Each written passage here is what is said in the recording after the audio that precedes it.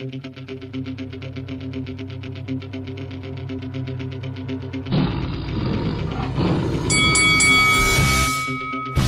Michael Buffer here, and you are watching Lights Out.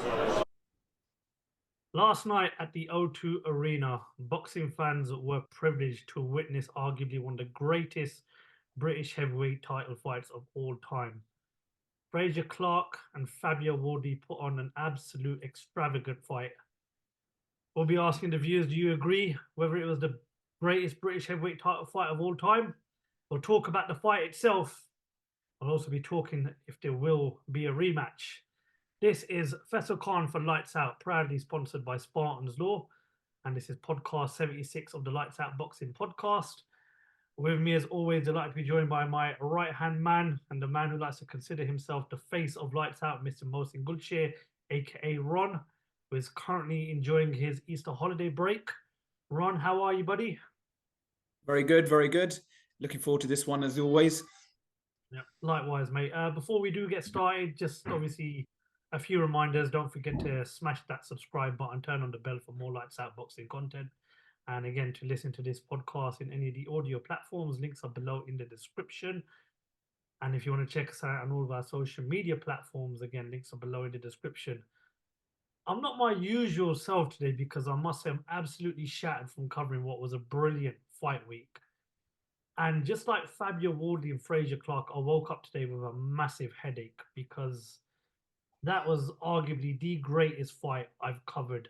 We're going to obviously talk about the fight. We're going to talk about some of that card as well. We'll talk about a few other boxing matters. But we just got to deal with Ron's quick fire question. So I wonder what he's got in store for us today. So Ron, the floor's all yours, mate. Go right ahead. I woke up this morning and something came up on my Twitter feed and I didn't know what to make of it. So I'm going to ask you this question. And this is what inspired me for this quick fire question. What is your favorite boxing call out when fighters call out each other? And this is on the back of you might have seen it, Joseph Parker calling out Dillian White. I was in stitches with that. I thought, wow, that was hilarious.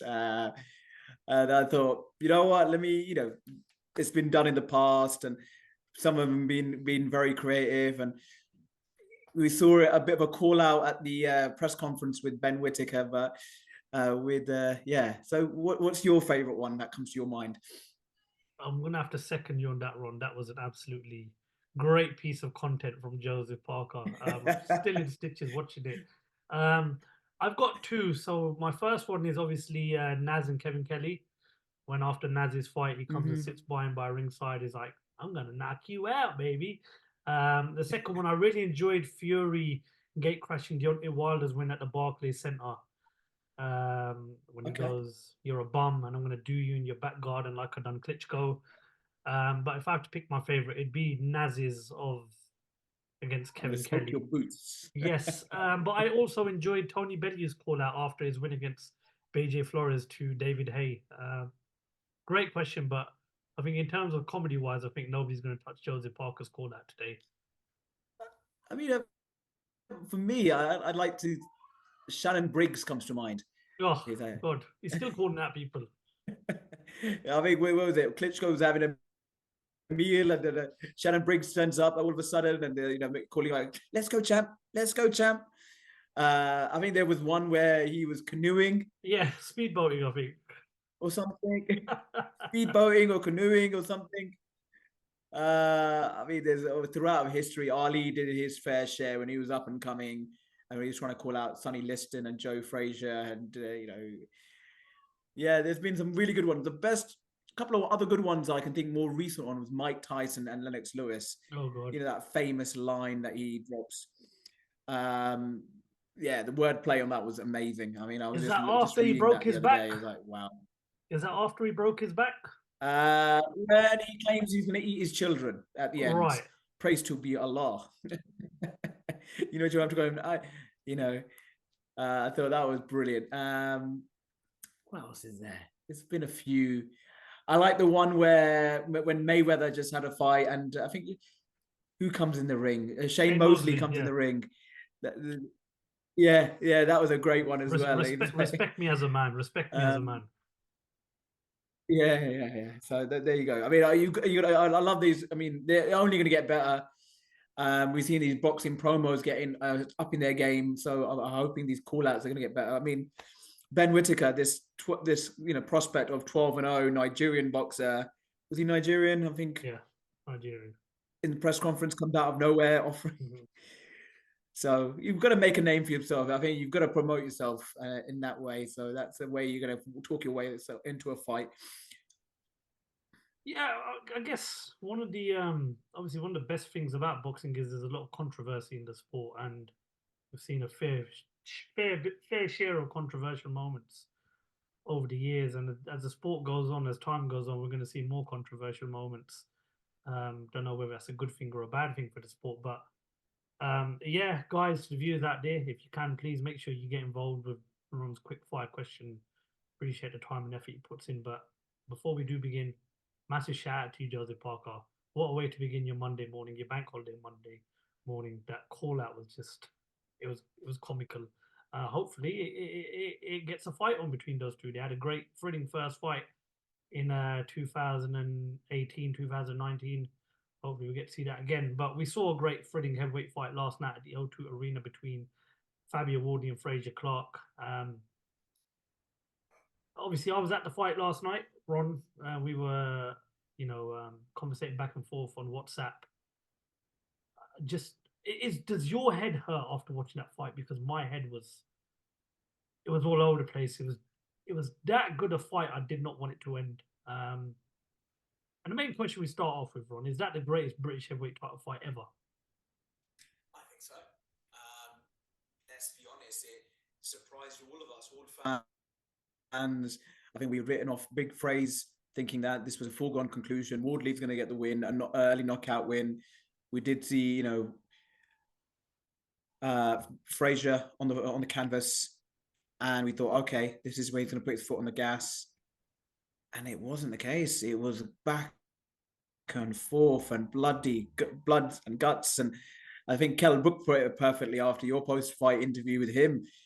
That had it all. And the kitchen sink was thrown at each other. And you can see, how both fighters were crawling to that finishing line. And I mean, Frazer Clarke was out on his feet. He was literally out on his feet. I think he was sitting on the rope. He couldn't get himself onto the stool. And what a spectacle. I think they both could be really proud of themselves.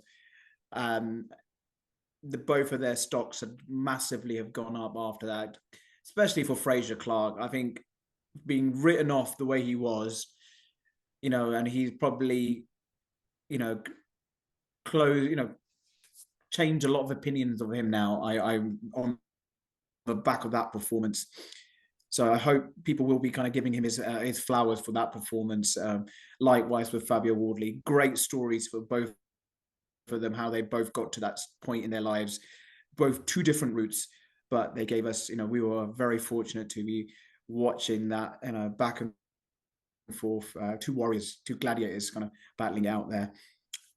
I think when you talk about why Frazer Clarke was written off, because a lot of people haven't been impressed with him so far throughout his professional career. They weren't impressed with the performance against David Allen. He's just not really had that standout performance. But yeah, I thought last night Frazer boxed brilliantly. I think overall we have to acknowledge the fact that Frazer's the better boxer. Fabio's probably the bigger puncher. And that was pretty evident in the fight. We knew that before the fight, that went ahead. Yeah, I think that was no surprise there. But I just look. I mean, Frazer Clarke last night, his jab and his uppercut was on point. I was actually sat with Umar Ahmed from Box Nation behind me, and I kept on saying to him, "Look, Frazer Clarke's on top, but what we've seen of Fabio Wardley, you might have seen it on a few occasions throughout his career. When he's in trouble, he looks vulnerable, but that's what makes him a better fighter. He has to be taken to deep waters for him to kind of wake up. And every time it looked like Frazer Clarke was just gaining that little bit of momentum, Fabio Wardley just come back stronger. And obviously that was proven to be the case with the knockdown in round 5. But honestly, I'm actually genuinely upset that fight week's over because look, covered quite a few shows over the years. I've got to say that's the best fight I've ever seen live, and Wow. Okay. both of those heavyweights deserve a hell of a lot of credit because that was barbaric. I think that's the word I'm going to use. It was an absolute barnstorm of a fight. And there's a lot of people saying it's going to be very hard to sort of rise to that same occasion that Joshua and Dillian White did in 2015. But that was a special fight. And I think, listen, if we get a second fight, which I hope we do, I think it's going to be very hard to live up to that first fight. As you mentioned, obviously we spoke to Kell Brook and also we spoke to George Groves, and here's a bit of what they had to say after the fight. Kel, is that probably the best British heavyweight title fight we've ever seen? It's one of the best British and Commonwealth heavyweight titles I've seen. You know, they're live. Blood and guts we've seen tonight. Frazer we've seen he had some bottle. We've seen that he had to push at times. You know, it was an amazing fight from round one. What did you make of the end decision, a split draw? I thought Wardley might have nicked it, to be honest with you, with the knockdowns and the action in the fight, but I don't know. You know, I think that Frazer, he won the early round, so you can't argue. You can't argue with your draw. So let's see it again. George, one of the best heavyweight British title fights we've seen, right? Yeah, that was epic, wasn't it? It was tremendous. It sort of had a little bit of everything, but loads of guts and glory, really. Apart from one of the fighters getting their hand raised at the end, it had everything. So it was a joy to be part of, in terms of the comms team sitting ringside to witness. Tip my hat to both fighters. Both fighters did themselves proud tonight in terms of their desire to win. So yeah, brilliant. Do you agree with the end decision? Well, yeah, I mean, I think I had it by one round to Wardley, but could have, you know, with the point off and the knockdown. But there were rounds. It depends what you was after, what you was like. If you appreciated, at times, Frazer Clarke had the smarter, cleverer, neater, tidier boxing, and also landed big shots himself throughout the fight, and a bit reckless.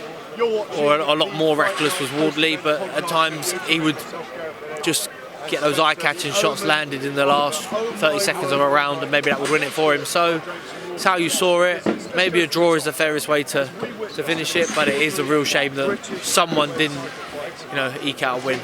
Oh, yeah, a massive shout out to Kell Brook and George Groves for obviously giving their time after the fight. Both of those full interviews are on our YouTube channel. Again, make sure you check out the channel if you want to watch both those interviews.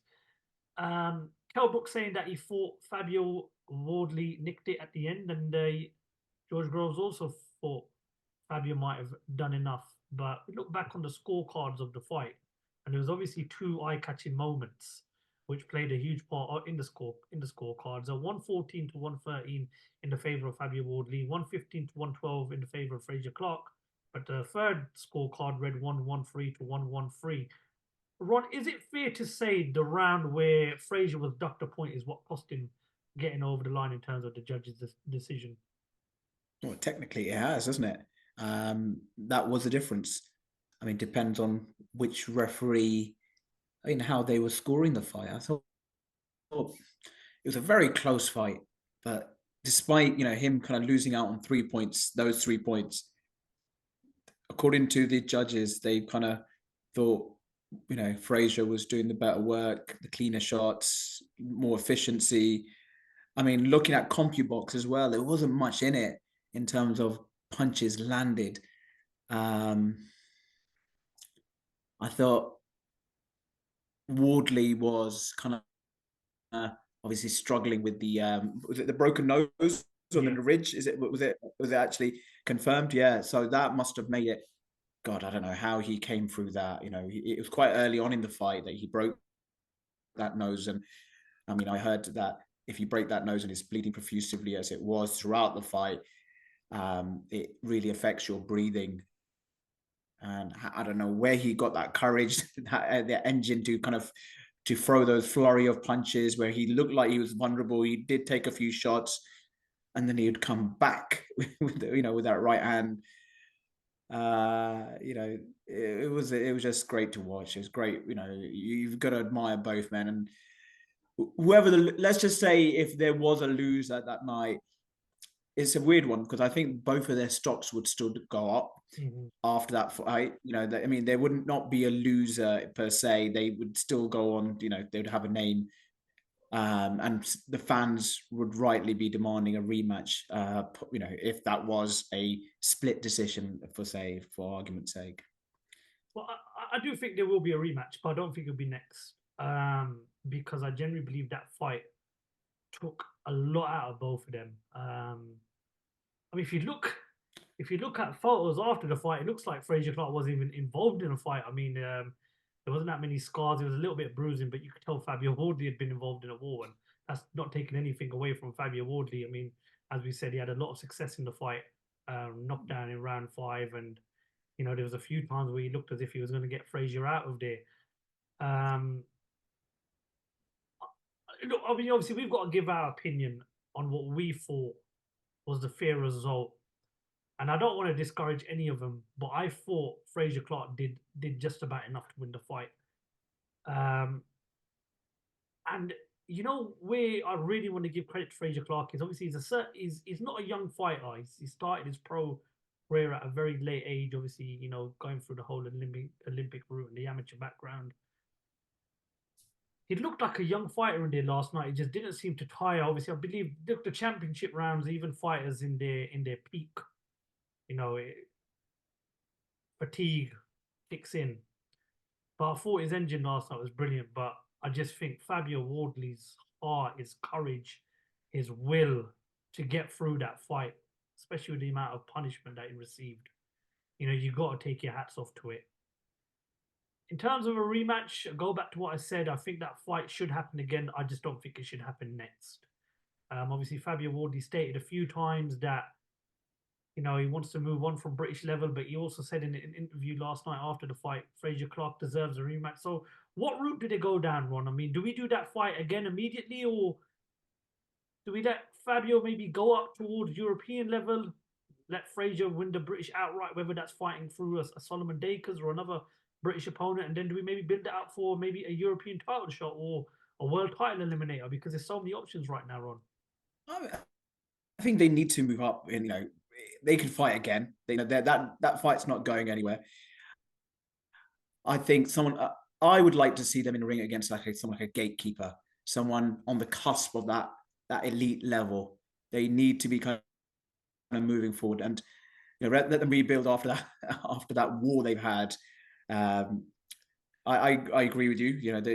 Their management teams don't want that to be happening, because they went through a lot in that fight. That took a lot out of them, physically, mentally.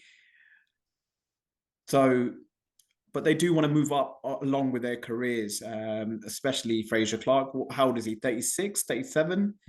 Mm-hmm. So, I mean, if you were matchmaking, who would you put them in the ring with? If they're not fighting each other, go on. I'm going to put you on the spot here. You mentioned gatekeeper. I still think Frazer Clarke should be targeting winning the British outright. Obviously, Solomon Dakers is the English champion, so I think Fabio Wardley, if he vacates, I think that's Solomon going back Dakers, down a level. Wouldn't you agree?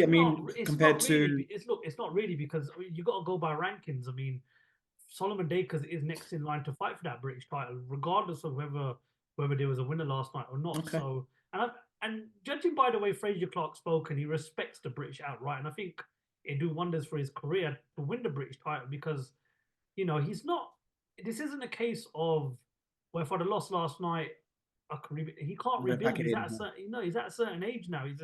The fights are probably going to get tougher and tougher. So I believe Solomon Dakers should be the fight next for Frazer Clarke. Okay. I like that fight. Fabio Wardley, it's tough to say. I like Fabio Wardley, Joe Joyce. I'm a fan of that fight. I think that'd be a good fight. I like Fabio Wardley, Jerome Miller. Yeah. I like, Big Baby Miller. Yeah, I like Fabio Wardley, Big Baby Miller. I think that's a good fight. See, that's what I mean. Like, you want to put them on the cusp there. That you come through that, then welcome to the the big boy table. So I think they're looking to move. that wasn't as part of the script. Fabio Wardley was supposed to win, get an early knockout, and then he makes a march towards, challenging for a Do you know world what, title. Ron?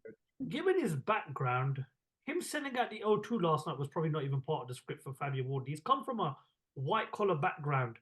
And one of the things I really love about Fabio Wardley is that every time he's in trouble, it just seems to spur him on. It just makes him a better fighter. And speaking to people around me yesterday, one of the lines I dropped is, well, what have you got to do to get rid of this guy? So let's make the most of Fabio Wardley and let's get him involved in bigger fights. I like Fabio Wardley. Yeah. I like this. You know what? I think it's remarkable what he's achieved. 100%. White collar boxing, and that's an underdog story in itself, man. So long may that continue. I think, and he's justified to be there, man. He's not like he's there just because he's a novelty act. Merit, exactly. He's there on merit. He's beaten some good fighters along the way. The likes of Nathan Gorman. He's had some really tough fights. David Adelaide as well. Yeah. He came through that firefight. He's beaten Eric Molina as well. So you've got to give him his flowers for his performances. So the matchmaking is going to be done right. So I'm curious to see who they put him in. You said some names like Joy Joyce might be a little bit out of his reach for now. I think obviously Joy Joyce is. Let's not kid ourselves. He's at one point he's a top 3 heavyweight in the world. If it wasn't for his 2 defeats to Yichia Zhang, Joy Joyce would be in that reckoning for a world title fight. He wasn't he? Remember he was in that little conversation, Tyson Fury and Usyk. Remember that? Yeah. So that's a big task if you're going to put him in with someone like Joy Joyce. I think that might be a bit too far for him. Before we move on, Ron. Before we move on to the next topic, I said that I thought Frazer just about did enough. Would you feel won that fight? Honestly, I reckon all 3 decisions I would have accepted. My heart wanted Fabio Wardley to win. That's because I've just, I'm a big fan of his. But I think all 3 decisions were on the table. That's how close it was. If it was a draw, fine. If it was a Fabio Wardley, yep, you can understand that. He's got the knockdowns and the point deduction. If it was Big Frazer, yeah, I can see that. I can see an argument for that. So it's just one of those fights. It was end-to-end stuff, back and forth. It was like a pendulum, back and forth. But I'm going to leave it at that. I would love to see a rematch. Whenever that will be. I think the both of them going to go back, recuperate, watch those tapes, see where they went wrong. And Fabio Wardley would, ideally next time doesn't want to get a broken nose early on in the fight, which hindered his performance. But Frazer, man, hats off to him. I writ him off. He was getting slated. I think Simon Jordan told him to his face that, Fabio Wardley beats you. So I'd love to see his response to that now. It just goes to show Simon Jordan doesn't know everything. But I agree with you, Ron. I want to see the fight again. Maybe not yet, but that's a rematch that definitely has to happen. And fingers crossed in time it will happen. One of the obviously familiar faces on that card last night continued his winning ways. Obviously, Ben Whittaker. There's a lot of spotlight on Ben Whittaker throughout fight week. Obviously, we had the African fighter storm the press conference, which was a good watch. And then he come through against a tough opponent in Leon Willings, who asked a lot of questions last night of Ben Whittaker. There's obviously been a few things that's come out today about Ben Whittaker and a few things that he said in one of his interviews with IFL, which we're going to cover in a bit. Watching the fight last night close up, Leon Willings gave a good account of himself, and it was good to see Ben Whittaker finally. I kind of thought last night we saw more of what he's about last night, and I'm glad that he had an opponent that turned up and had a go. But was that a performance that he needed, Ron, where his chin was tested? And do you believe that type of a performance elevates him to the next step of his career? You'd hope so. I want to give shout out to Leon Willings. I think he put on a great performance. You know, he was supposed to be kind of put out in the early rounds. You know, we thought that would be the case when he gets dropped in the first round. He gets dropped early, but second or the third round, he gave a great account of himself. This is what Ben Whittaker is going to understand. He's not going to get it his own way. He's not going to be able to do his circus act in the ring. And, as he steps up in class, he's going to get found out. You know, there's going to be some really good, smart operators who will capitalize on any, lapse in concentration, or that's just how boxing goes. But I'm glad he's going to learn this way. You know, he will learn, actually, I can't do that when I get further on in my career. Maybe not as much. But, I do like the Ben Whittaker hype train at the moment. I'm enjoying it. He's someone he gets a lot of views on, on all the socials. Even the commentators seem to have something against him. That I think I read a tweet by Sonny Edwards. I don't know if you saw that tweet. No, Well, Sonny Edwards was saying that, considering you're a boxer kind of fighter, the way that the commentary team is talking about you and something along those lines, and Ben Whittaker responded with a clock, and I don't know what that means. Is that his contract? This is where we're gonna move on to the next my phase apologies. No, nothing to apologize about. So obviously, as I said, it was there's a lot of eyes on Ben Whittaker throughout fight week, and he had that bit of a disagreement with Andy Clark. I don't know if you saw that. Yes. Where he said that he feels as if Andy Clark is too negative towards him. Andy Clark said, "Look, I just feel that some of the things you do, I mean, the tapping on the head with the inside of your glove, I just think is disrespectful. I mean, I respect your boxing ability, but I'm here to give an opinion." And then I watched Ben's interview with IFL just a little while ago, and he said that he feels as if the African guy who sort of hijacked the press conference, he said he felt that was a bit staged from boxer's side of things. So I don't know. I do think this relationship between Ben Whittaker and Boxer is going to come to an end, because I was very surprised when Boxer announced that they were going to sign him, because I always thought he'd go to Eddie Hearn and Matchroom and DAZN. But if he's coming out and saying that, listen, that's a big allegation to make. So there's going to be crunch talks. They're going to sit down, both parties will sit down, and I do think he'll move on from Boxer and Sky Sports. I hope he doesn't.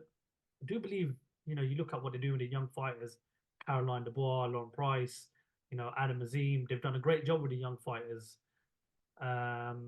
So I feel that is the right platform for him. However, we know Ben Whittaker is a character himself. He's going to just do what he thinks is best.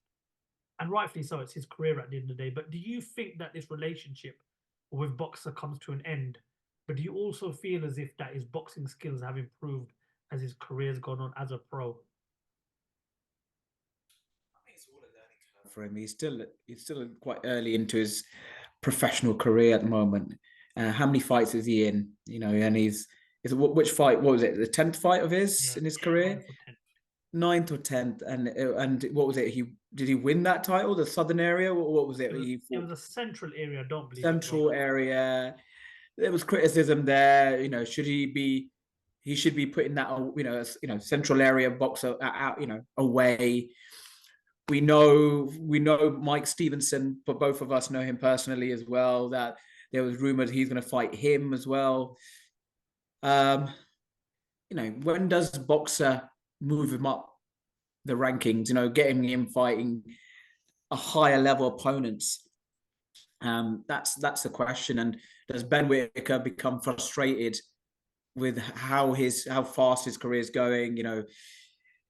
There's been some really good matchups in the light heavyweight division, and Dan Aziz was kind of sitting aside. And I don't know, the commentary, I found it a little bit, if I was Ben Whittaker, I found it a little bit distasteful on his behalf. They asked Dan Aziz, do you think he's up at your level yet?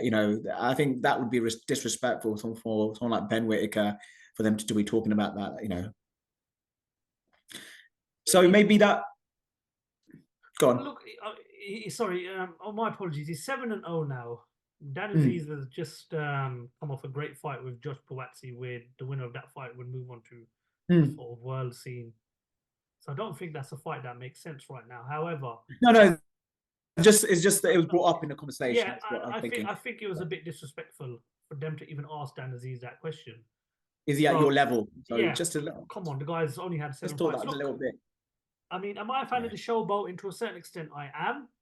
Hey, look, it's an entertainment business as well. So, did we complain when Naz did it? No. Do we complain when Tyson Fury puts both hands behind his back and leaves his chin out? No. Yeah. So, Ben Whittaker, look, I do like the dancing, I'm not going to lie.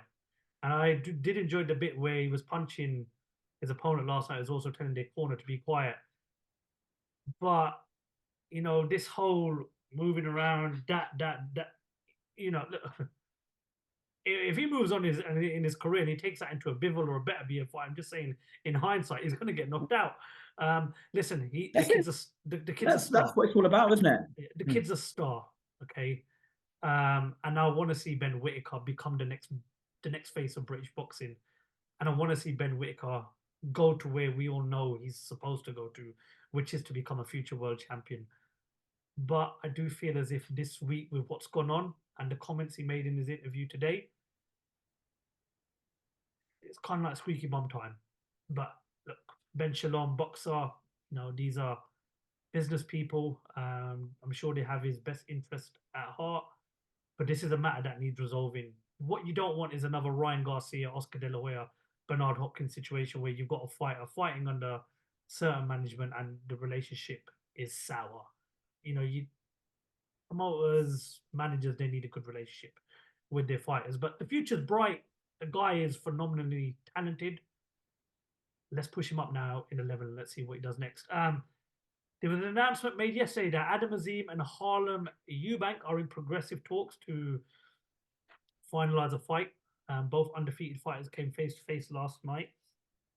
I remember when I was covering the Natasha Jonas versus Michaela Mayer fight, and I did something for our Twitter page where I asked Ben Shalom what are the 5 fights he'd like to make in 2024 for Sky Sports and Boxer, and he mentioned Adam Azim versus Harlem Eubank. And last night when I was at the show, before that announcement was made, I saw Dalton Smith there, and I also saw Harlem Eubank there with Chris Eubank Sr. Gutted Ron, I didn't get an interview. Chris Eubank Sr., I didn't get my photograph. The wait goes on. It will happen though. And I thought to myself, they're going to announce Adam Azim versus Harlem Eubank. And that's exactly what they did. No formal announcement, no date, no venue has been confirmed. But it's a fight that is in progressive talks. But is it the right fight? Ron, honestly, what's your thoughts on this one? I mean, Dalton put on a great performance against Zepeda. Was it last weekend? Yeah. And I loved Eddie Eddie Earn, what a promoter, you know. I dare you to take that fight, you know, and all eyes were on Adam Azim, you know, thinking, is he going to make this fight happen? This is the fight, you know, Dalton Smith, you know, he's mandatory as well for the, you know, European title. And it's a little bit of a kind of anti-climax thinking, oh, it's not going to happen. And me and you were talking about this on Friday night when we met up. Is that fight coming in for him too soon? You know, that's the fight everyone was really looking forward to. I mean, Harlem Eubank kind of proper surprised me when you told me last night that this is the fight they're going to announce. Fine. But I'd like to have seen that, you know, him against versus Dalton. I thought that would be a classic. Is he ready? I guess the McGuigans don't think so. What's your take?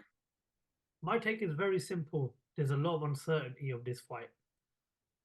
I think it's a shame because I do believe Adam Azim wants the Dalton Smith fight. I don't believe no fighter is scared of fighting any other fighter. And I feel as if this is a situation which has been badly managed. Something that we associate with boxing at the moment with, I mean, how the Frazer Clarke. Yeah, it's just like, come on, have you not learned from the first time round, with one of your top fighters, like, don't mess about. You Just asked me. get ahead of it. You Protect asked me your on fighter. Friday. You said to me on Friday, "What's your thoughts on it?" And I said to you, "He's European champion. He's on touching distance of world level. That's how it works. You conquer Europe, you move on to world level.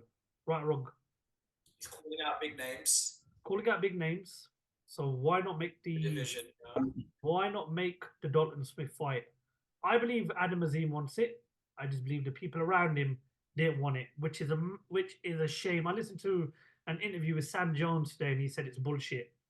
I think Chris Eubank Senior's and Harlem Eubank side, there's uncertainty there as well, because if you listen to Chris Senior's interviews over the past month or so, he's constantly said to Conor Ben, "Forget fighting my son, fight my nephew." That fight makes more sense. You're both sort of the same weight, and it's an easier fight to make.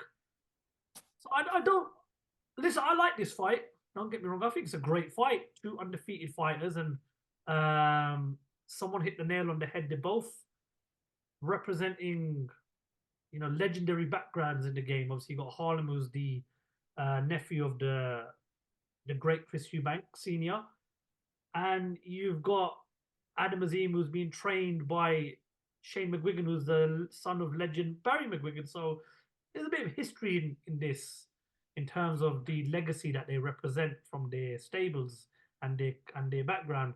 However, I just feel as if that if I'm Dalton Smith, and I was looking at Dalton Smith there yesterday, if I was sat in Dalton Smith's position, I would have probably just stormed the ring and lost my shit. But he didn't. He kept his cool.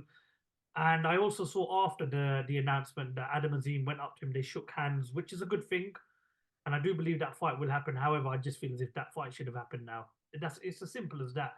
I don't want to slag anyone off. I don't want to rip into anybody. I just feel as if that, boxer, they should have dealt with the situation a lot better. Dalton Smith, he's what, 27 years of age. So he's been around the pro ranks a lot longer. Does he go for the European title? Does it become vacated? It has to be vacated. Okay. You know what, Ron? I'm going to go back to what you just said. He's 27 years old. Adam Azim is 21, 22. He's a European champion. Mike Tyson became a world champion at 18 years old. Well, that was the goal, wasn't it? To become a very young, break the record of being the youngest world champion. I'm sure that was something I've heard when he was coming up. Ron, I mean, if it's a case of we want to build a fight for a potential vacant world title, or we want them to both become world champions so we can have a unification, and we want to sell out a stadium in the UK, okay, fine, I respect that. I think that's a great idea. But can you give us a reason as to why the fight's not happening now? That's all we want. Just come out and tell us why there's no reason, why the reason is that the fight is not happening now. I think British boxing fans deserve that, because if you look at the main 5 fights British boxing fans want to see in terms of domestic fights, you put Adam Azim and Dalton Smith in the top 5 right now, because they're both good fighters, both undefeated, both are really talented fighters. But it's a shame. But however, I like the Harlem Eubank Adam Azim fight, and it's a tough fight for Adam Azim. Harlem Eubank is a big puncher. He's a fighter that's getting better as he goes on. He's the face of Channel 5 and Wasserman Boxing. So this isn't a given. This is a tough fight, and it's a fight that I believe well and truly is a 50-50 fight. What do you think? Possibly. I think it loses that traction because he's not fighting Dalton Smith, in my opinion. That's just my opinion. But look, he's got that Eubank name. He's gonna add, he's gonna have that bit of credibility to it. He's got Senior in the corner there, representing him. There's gonna be fireworks. There's gonna be drama when he's involved. So if that's the fight that's gonna be made, I think I mean, who am I to knock Shane McGuigan and Barry McGuigan's gonna, they know what they're doing. I think if they think that he's not ready, fine.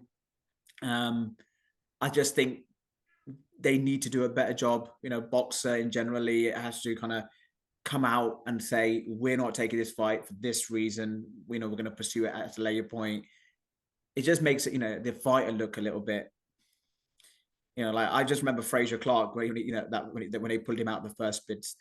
Yeah, from hearing that news that he's going to fight Harlem, I think what happens with Dalton Smith, I'd like to see him fight for the European title, or maybe fight someone on the cusp of that world level. I mean, that lightweight division is stacked. You know, there's some really good competitors there. I mean, we've got Lomachenko and Kambosos fighting in the next few months or a few weeks time. So, you know, there's obviously Devin Haney's fighting Ryan Garcia. So, you know, that's what these boys have got to look forward to. That's where we want to see them in the next few years' time, you know, challenging those Americans, that lightweight division, being a name in a household name. Can I quote Chris Eubank Sr.?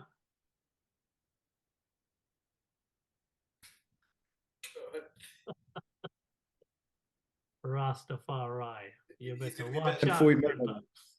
You better watch out because we are coming for you. You know what? I'll tell you one thing about Senior, right? I love his dress sense.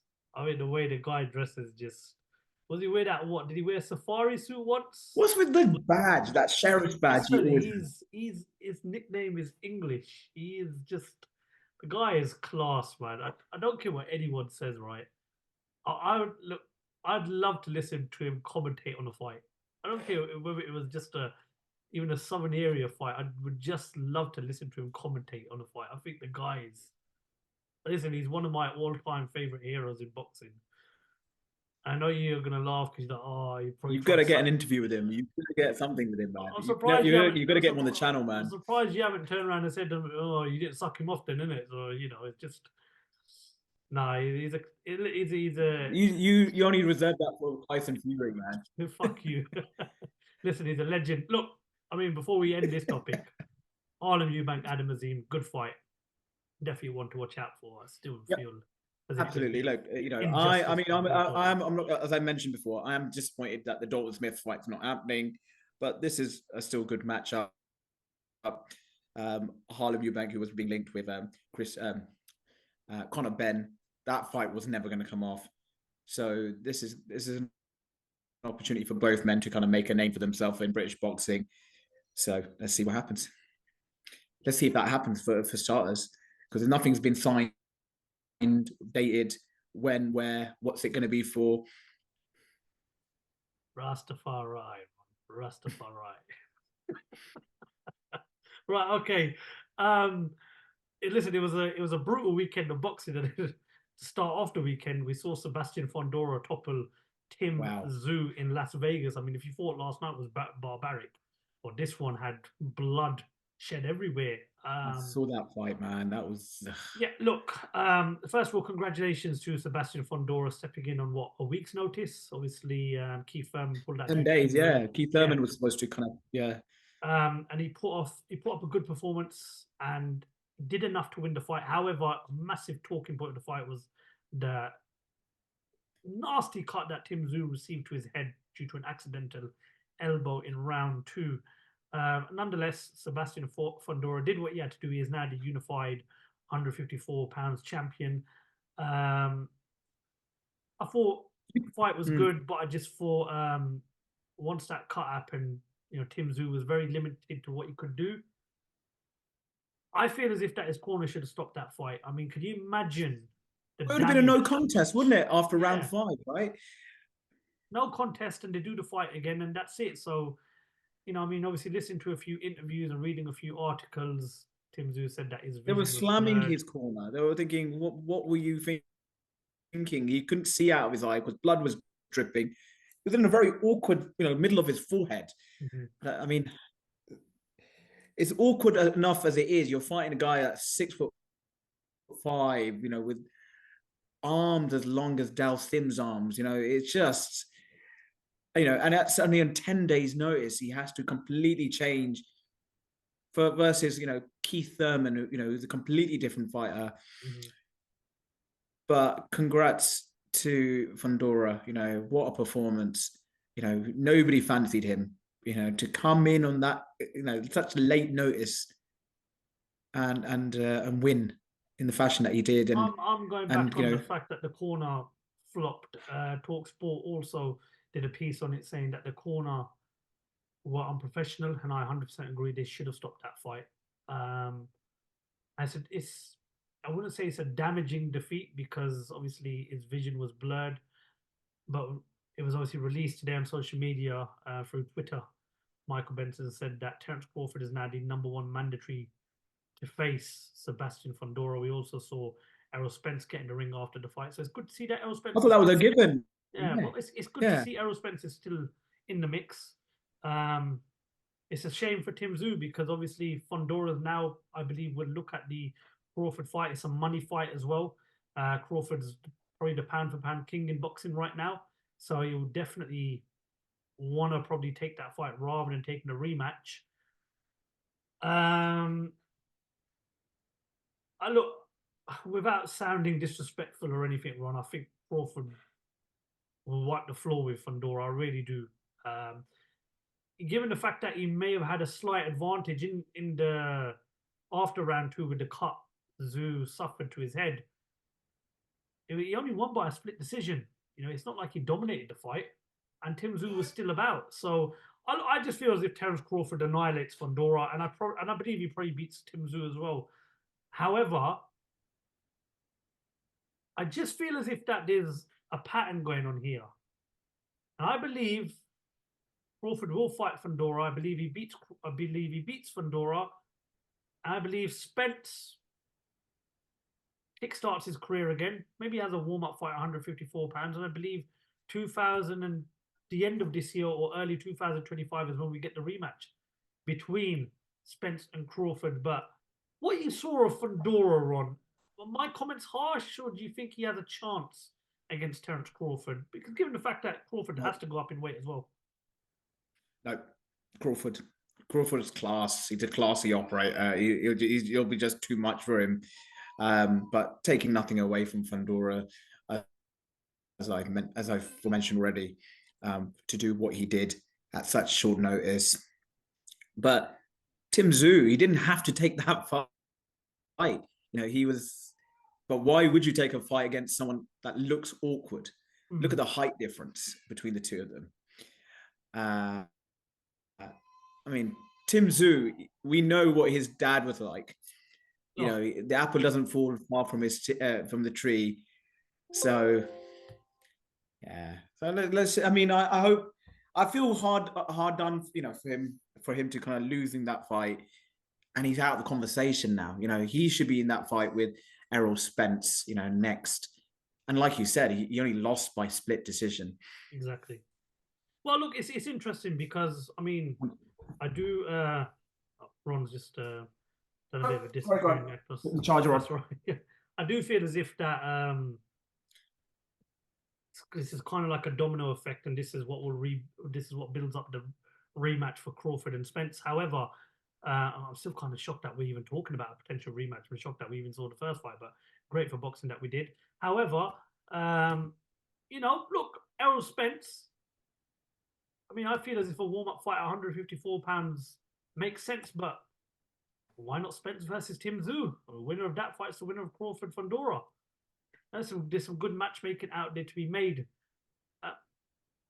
Do you honestly feel as if that what I've said about the domino effect is what is likely to happen next? That this kind of paints the picture for a rematch between Spence and Crawford, if Crawford could get his hands on those unified titles at 154 pounds, Ron? I don't really know what's even going on with Crawford. I mean, he was rumored to be fighting Canelo Alvarez, and I don't know what's going on with that. Is that a pipe dream now? Does the Errol Spence side, do they still want that rematch? Considering what happened, how convincingly Crawford dominated that fight. These were the 2 pound-for-pound fighters. Let's not beat around the bush. They were top. We would put both of them in the top 10 at least of pound-for-pound fighters before that fight took place. And Crawford just wiped the floor with him. He finished it in emphatic style that no one would have predicted. But there's been he's had problems with his promotional company. What's happening there? Has that been sorted? Has that been resolved? There's no fight been confirmed yet. It's just a lot of speculation. So I would I like to see that fight again? Yes. But do I see a different result of it? No. But let's wait and see. Yeah, listen, you never know. A much more better prepared Errol Spence and a guy at a different weight, because I believe he did stay at 147 for way too long. Who knows what could happen in the rematch? But Crawford's got to do the business against Fundora, and we don't know whether Tim Tszyu's got a rematch clause with Fundora. So I think so. He would be very foolish or naive not to have a rematch clause. I think they did. I did see something that he does have a rematch clause. So this is the complicated thing about boxing, isn't it? You don't know what's going to happen. I mean, if you mentioned about Crawford Canelo. I mean, it was only not so long ago there was talks of him fighting Chris Eubank Jr. I mean, this you don't know in this sport, but the only time is going to tell. But however, I do believe that this is boxing's way of giving us Crawford Spence too. Crawford beats Fundora. Spence plants his feet at 154. They become more active than they have been previously, and then you've got a rematch, and hopefully it's a lot more different to the first fight, because listen, I'm glad we got to see it. We got to see it, but however, we didn't get the fight we were all hoping for, that kind of war, that sort of fight where they both are going to have to leave everything in the ring, and it'll come down to who wants it more, because I agree with you, Ron, it was a one-side demolition job. However, you never know in a rematch, It could be a different outcome. We'll have to wait and see. Ron, anything else you want to add, mate? No. Just looking forward to the next boxing that we've got.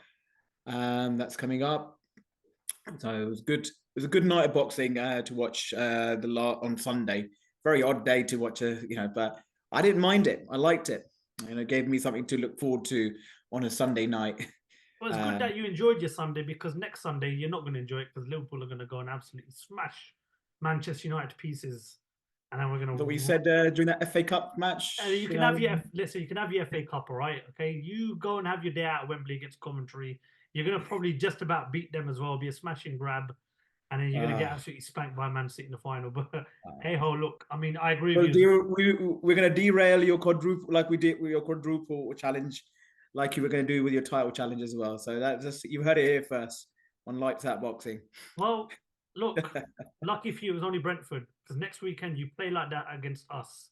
It's going to be a cricket score, mate. I cannot even.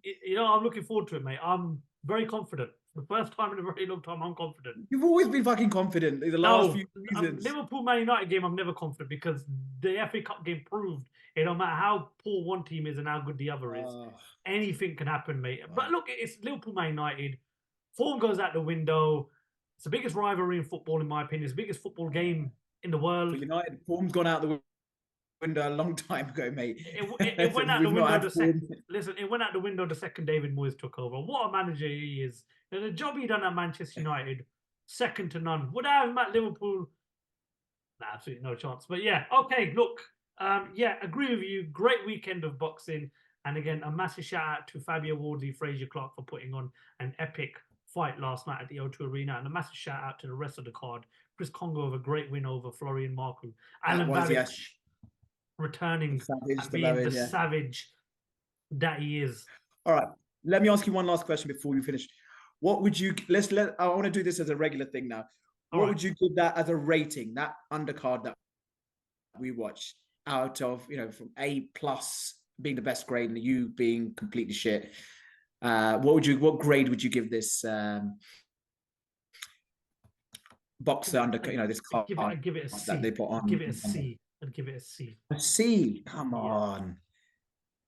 It's going to be higher than that for me, man. Babbage Robinson was one-sided.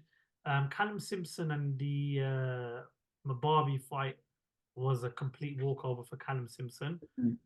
Congo surprised me by beating Florian Marku.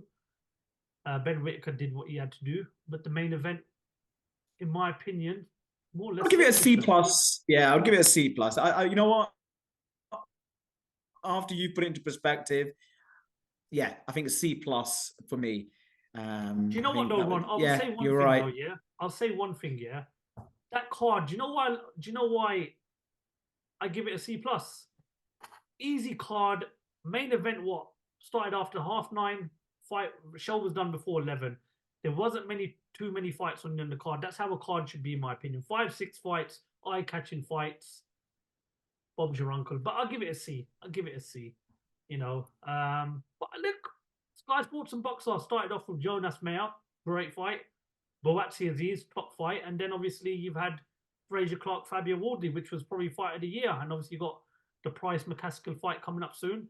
We're gonna get Azim versus Eubank hopefully soon. They're doing good things, man. So credit to Sky Sports. They're doing it their own way. I think that's what you've got to respect them. They're not doing it the Matchroom or the Queensbury way. They're doing it their own way, and you know, it doesn't get. I think that's what's frustrating people. They're like, oh, you know. And you don't forget, Billum Smith React was another fight they're going to announce soon. So they're putting on good shows, man. You can't knock them. Right. Anyway, listen, that is all we've got time for today on the Lights Out Boxing podcast. Ron, a pleasure as always, brother. Be sure to make sure we send that check through the door at some point.